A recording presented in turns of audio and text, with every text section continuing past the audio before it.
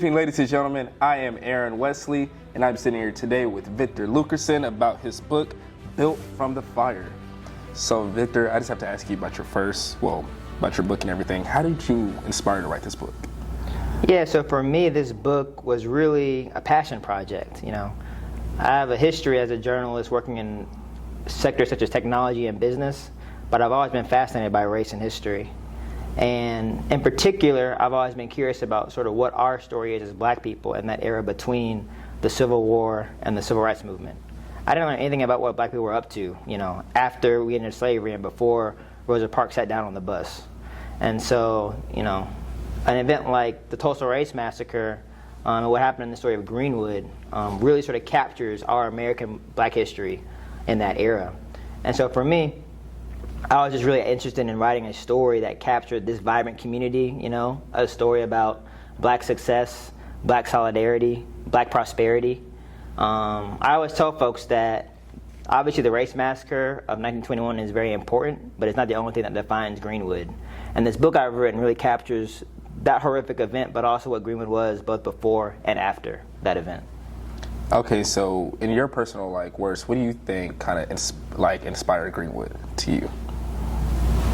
In terms of what inspired it, I know we were talking just before we got on the camera today about your origin story and sort of where do black people from Oklahoma come from? Black folks don't come from Oklahoma. This was kind of a new state when it was created in 1907.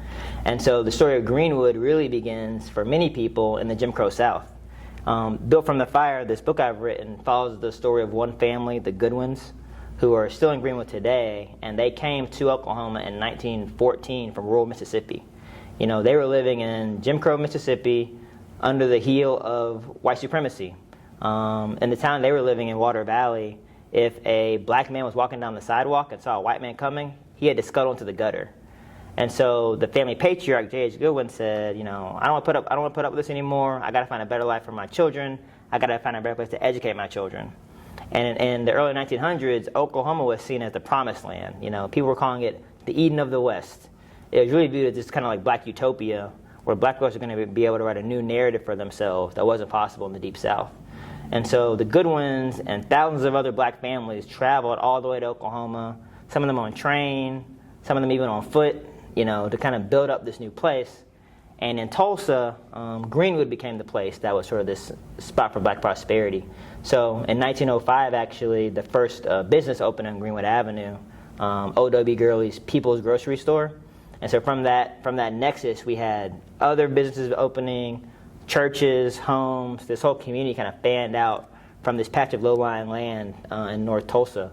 And so the Goodwins were one of the families that kind of stepped into this burgeoning neighborhood and helped to sort of build it up into really a mecca for black prosperity that was, so horrifically destroyed in 1921 due to the Tulsa Race Massacre. All right, so how do you think you personally can relate to the Goodwin family? I saw a lot of my own family in them, and even in some ways that surprised me. So, as I said, J.H. Goodwin was the family patriarch who came and brought his family there. J.H. had a son, Ed Goodwin Sr., who was a senior in high school during the Tulsa Race Massacre. And so my book kind of follows their family across the generations. And I learned during my research that Ed Goodwin, who was this sort of very prominent entrepreneur in Greenwood, was also involved in, gambling, bootlegging, some of these things that, are certainly frowned upon today. And so I remember, I was doing all this research about him and learning about his backstory. And I called my mom one day to explain to her all this research I was doing. This guy I'm researching, I found out he was involved with gambling and bootlegging and all this stuff. And then my mom was like, didn't you know your granddaddy did the same thing? And so, I kind of discovered that my family had this past, too, that I didn't know about. And in reality, a lot of black families who found their way to the middle class in that era had to do it that way. Black folks were being left out of the normal route to success, and we had to find our own way. And so if you go back and check the record, you're going to find a lot of black families who have that in their past. And so that was really fascinating for me to learn and sort of to really understand that, we all had to be hustlers. That was sort of the way to make it in America in that era. So that was a really surprising thing that I learned about how my family and their family were connected in a way, Yeah, it's really interesting, actually. So when writing Built from the Fire, how long did it take you? So I began this project actually 5 years ago this month. It was 5 years ago this month that I visited Tulsa for the first time. I had only read like a book or two I read one book about Greenwood, the Wikipedia article, and a couple other documents. And so I remember the first time I came here, I had this really grand vision of what Black Wall Street was, because you read about entrepreneurship and the wealth and all that. And so it was really surprising when I showed up because, if we walk outside this building now and look at Greenwood Avenue, there's not much there. There's a couple of old buildings, this nice museum we're in right now, one church, and that's about it. And so that's about it historically, I should say, because what surprised me on that first trip was that it was the actual anniversary of the race massacre, and there's a vigil being held to honor the massacre victims. But there were only about 25 or 30 people at this vigil, but there were hundreds of other people in Greenwood going to a baseball game. There's a minor league baseball stadium in Greenwood now that was built to the protest of some Greenwood residents. And so that was kind of a very jarring introduction to this community that I thought should really be treated with reverence. But instead, it was kind of being ignored so people could go watch baseball. That didn't really sit well with me. And so I think this book I've written really sort of challenges some of the uses of the land here. I think it could be used in ways that are more reverent for the history of this place and also in ways that help advance Black people's progress in the city in more direct ways. And so with this being the 5-year anniversary, if you like starting your story to write Built from the Fire, are there stories that you just didn't put in there due to you just couldn't or didn't want to put in there? And if there are, do you mind sharing maybe one or two? Sure. I think there's kind of a mix of stuff. I think that one story that I wasn't quite able, I guess, to get all the facts about, so I couldn't put it in there, but there's sort of a legend about this woman from early Oklahoma, so let's say 1910s era, named California Taylor. And so California Taylor was this woman who lived in Oklahoma, and at the time she was very wealthy, and there was sort of a thought that black people couldn't get on trains, or they were segregated on trains, right? So in that era, kind of like we know about how the buses worked in the 1950s, it was similar with trains. If you wanted to be sitting on a train and you were Black, you had to get on a Jim Crow car, which meant that the train was dirty. Some people might be smoking in there. The seats were worse, all that kind of stuff. And so California Taylor, sort of according to oral history, bought her own train. She bought her entire own train, private train just for Black folks, and she chartered that all the way out to the West Coast. And so that's a really amazing story, and I haven't had a chance yet to kind of dig into all the facts. This book is very carefully cited. Everything in here is factual and cited. And so the California Taylor legend is something I'd really love to dig into more and figure out exactly who she was and what happened there. Right, that's pretty nice. And so, like I said earlier, I know there's a lot of stories that you probably didn't know.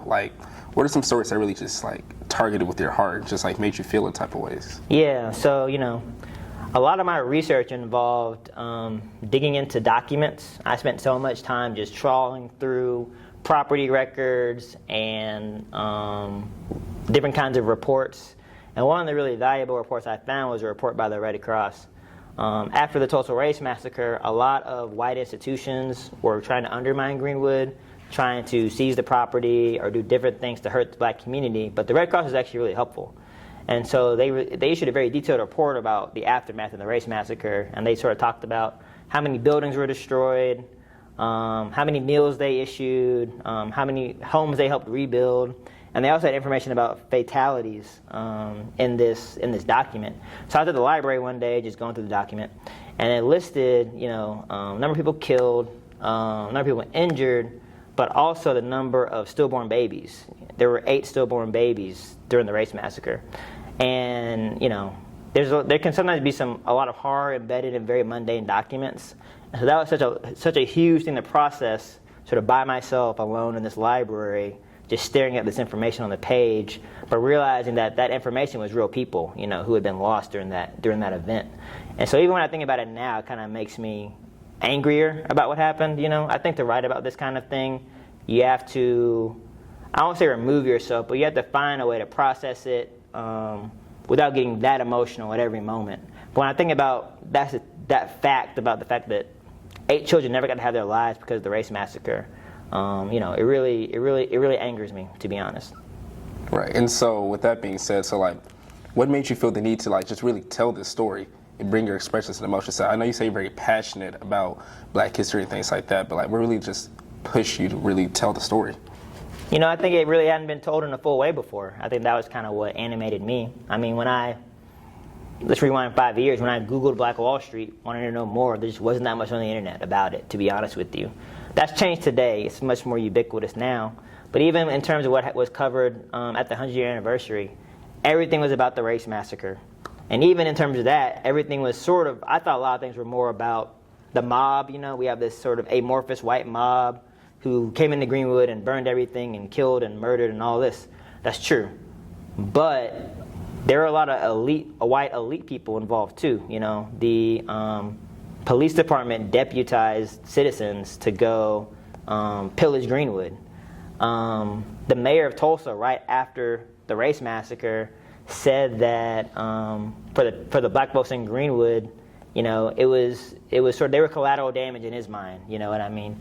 And the real estate men in Tulsa also, they launched a plan to seize the neighborhood.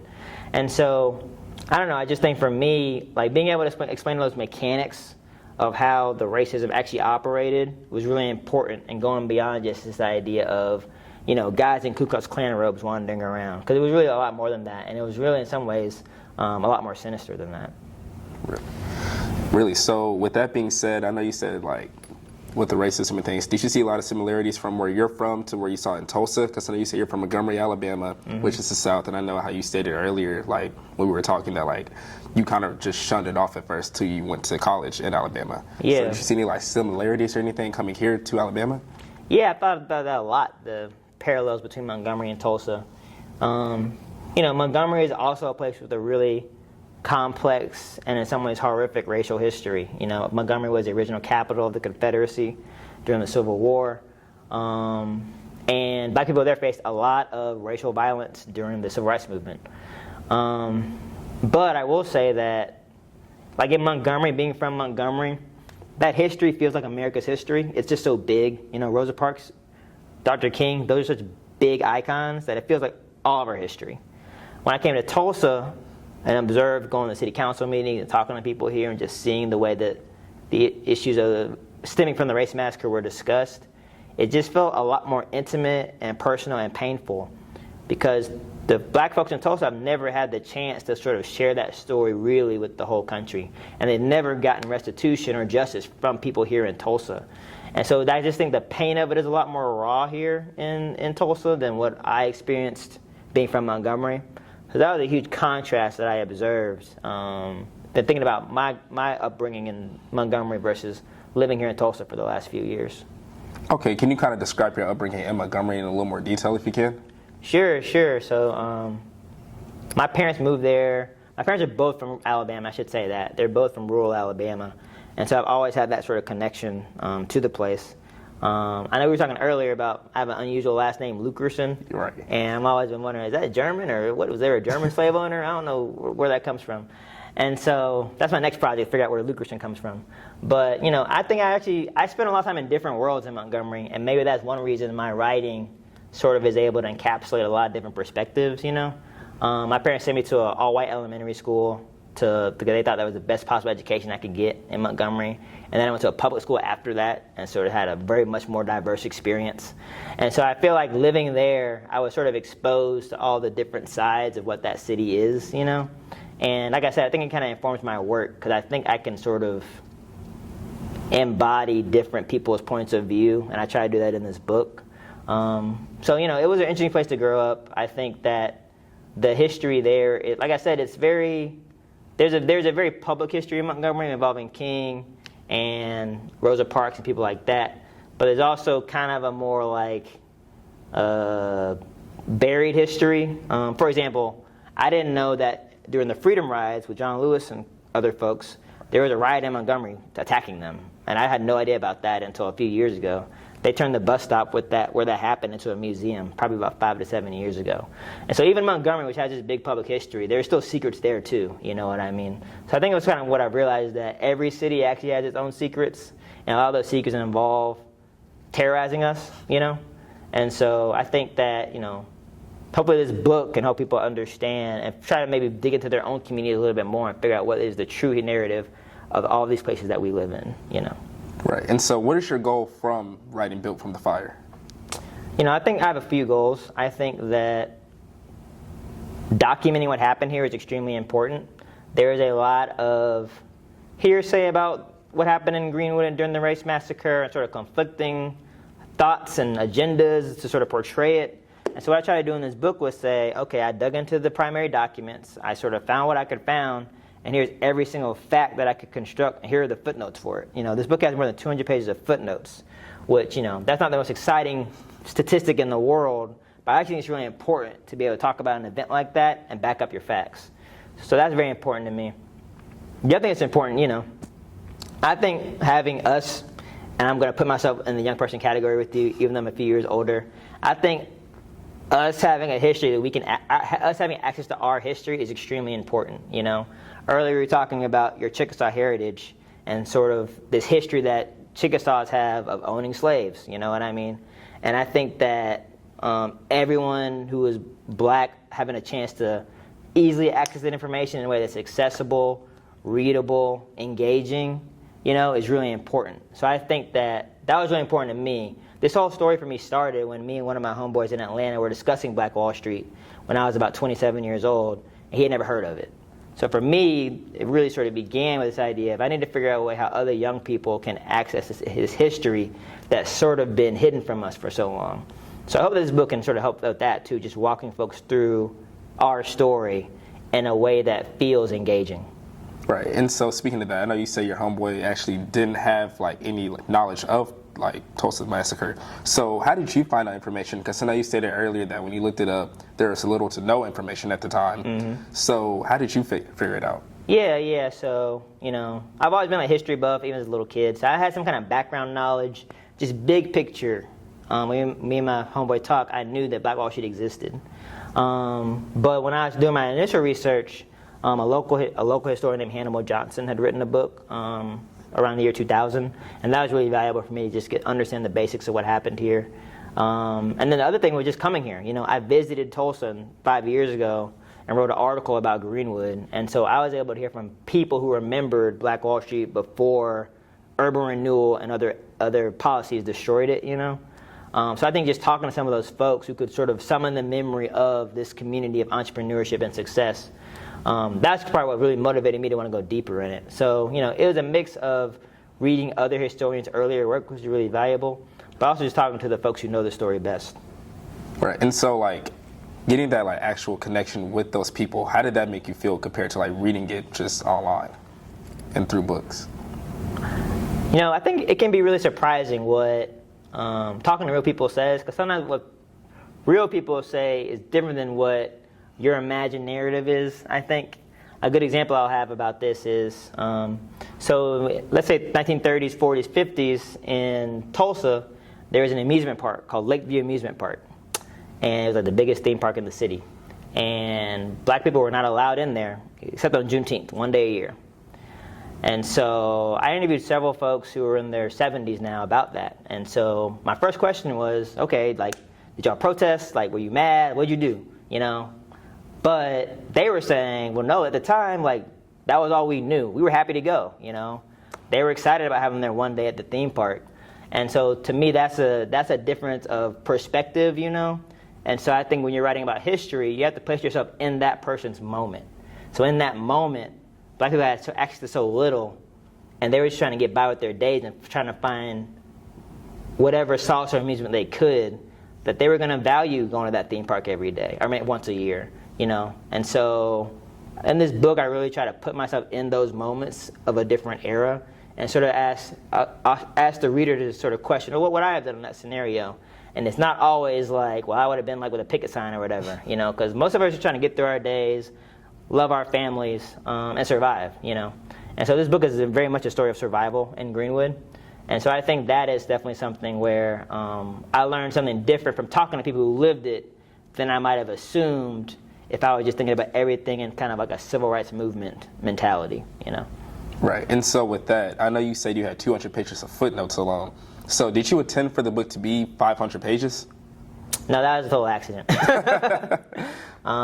There's a book I really admire called The Warmth of Other Suns by Isabel Wilkerson. It's about the Great Migration. Mm-hmm. And that book is also a very long book. And I remember reading it before I wrote my book, and I was like, man, she wrote a long book. Like, she really went for it. And then, lo and behold, this book is almost as long as her book. But, you know, what I realized as I wrote it was that Greenwood deserves an in-depth account, you know? And, you know, every year we go by, creating that account becomes harder because we have 3 living survivors who are only going to be with us for so long. We only have so many people who even remember Greenwood sort of in its second heyday, 30s, 40s, 50s. So every year, and, you know, even for this book, several people that I interviewed for this book have passed away in the last 5 years. So every year that goes by, it becomes harder to capture those stories. So I'm glad the book is this long and that those stories are now captured and documented forever. I think it's a beautiful thing.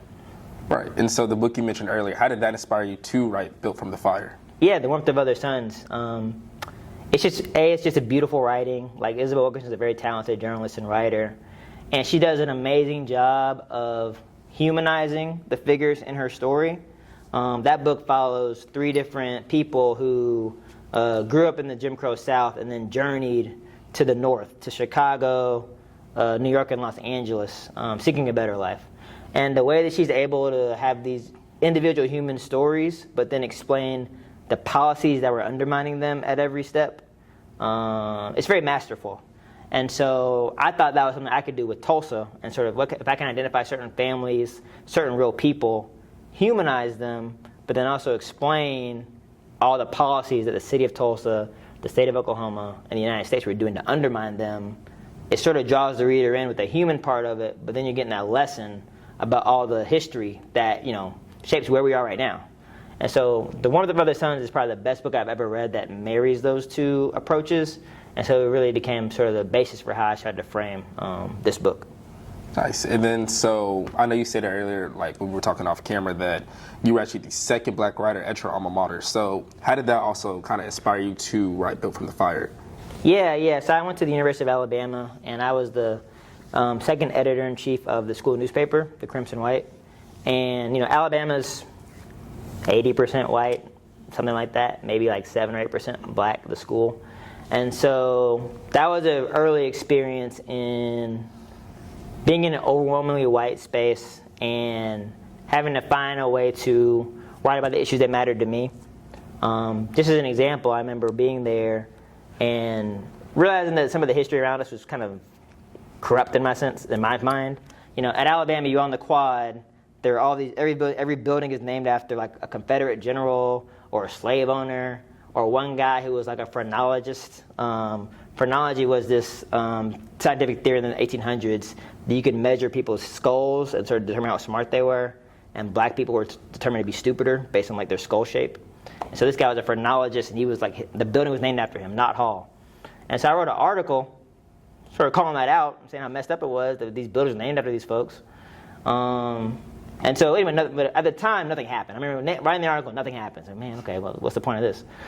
Fast forward to now, sort of post-George Floyd, the murder of George Floyd and all the activism that emerged from that, they've changed the names of all of those buildings. And so to me, that says that even when you're writing and you don't see an immediate impact, it can have an impact later. You know what I mean? Like, keeping the awareness alive of the issues that affect us is extremely important. In this book, there's so many earlier black journalists who document what was going on in Greenwood, from Mary Jones Parrish, who was a massacre survivor and interviewed other massacre survivors right afterwards, to the Goodwin family who owned the Oklahoma Eagle and wrote about Greenwood day to day. Even to, we just lost an amazing local historian named Kevin Ross. He just passed away a week ago, actually. And he was one of those folks who, you know, he's not going to be in the national headlines, but he's been in this community documenting it ever since he grew up in Greenwood. And so all of those people's efforts sort of contribute to our sort of national understanding of what this community is. And so, you know, I just think it's really important that even if you're in a scenario in which it doesn't seem like you can make a change, which is kind of how it felt when I was the black editor at this very white school, you can make a change, and that just documenting it itself is a valuable contribution. So, all right. So, how do you think Built from the Fire is going to impact us now as a generation today? I'm really just hoping that I've crafted a story that makes you want to keep turning the page, that makes you curious about both this place's history, but also your own history. Like I brought the example of finding out my granddaddy was a hustler through researching the Goodwin family. And so I hope that people will read this book and just become more curious about, how did black communities end up the way they are?